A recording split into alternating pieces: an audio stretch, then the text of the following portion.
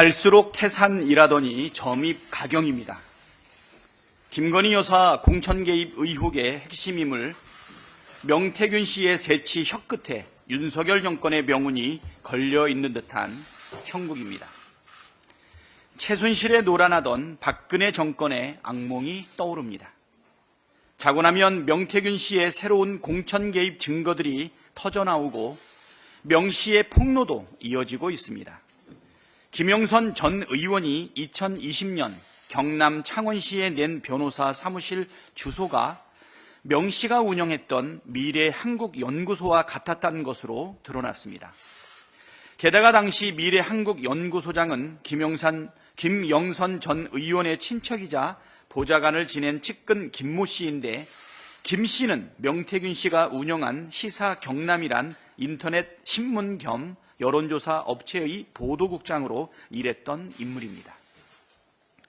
2022년 윤석열 대통령 여론조사 무상제공 대가로 김용선 전 의원이 재보선 공천을 받았다고 폭로한 강혜경 씨는 시사경남 편집국장 출신입니다. 명 씨를 둘러싼 의혹이 사실이라면 박근혜 정권을 몰락시킨 최순실 국정농단에 버금가는 명백한 제2의 국정농단 사태입니다.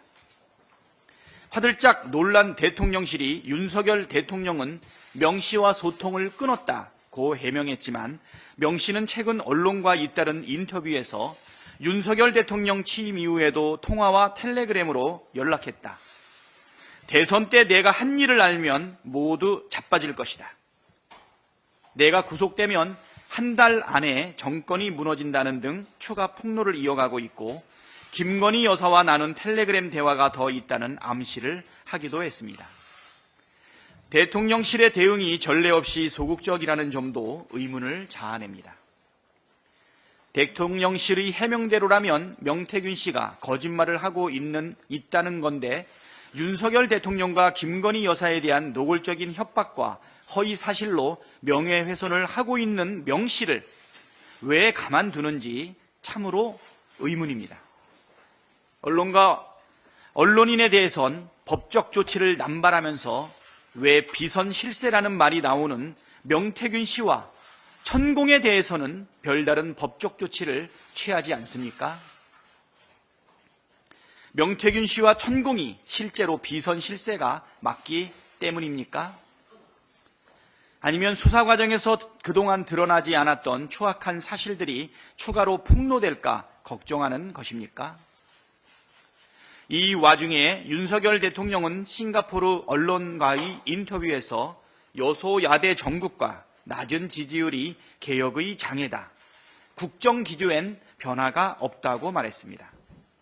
지지율이 아무리 떨어져도 개혁을 밀어붙이겠다더니 이제 와서 낮은 지지율 탓하는 것도 우습지만, 그 낮은 지지율의 원인이 대통령 본인과 배우자 김건희 때문이라는 생각은 여전히 못하시는 것 같습니다. 정리해드리자면, 지금 개혁의 최대 장애물은 사상 최악의 거부권을 남발하며 국회를 무시하고 민주주의를 유린하는 윤석열 대통령 자신의 오만과 독선이고, 온갖 범죄 의혹이 쏟아지는데도 해명은 하지 않고 대통령 위에 대통령 행세를 하는 김건희 여사입니다. 김건희 여사 문제를 풀지 않고서 대통령 스스로 국정기조와 불통의 태도를 바꾸지 않고서 당면한 위기를 돌파할 방법은 없습니다. 김건희 특검 수용만이 위기를 해결할 유일한 길이라는 점을 알아야 합니다. 민주당이 상설특검을 추진하니 대통령실이 이재명 당대표 방탄용 꼼수라고 비난했다고 합니다. 모 눈에 뭐만 보인다고 대통령실이 검찰을 김건희 방탄용으로 쓰고 있다 보니 상설특검도 그렇게 보이나 봅니다.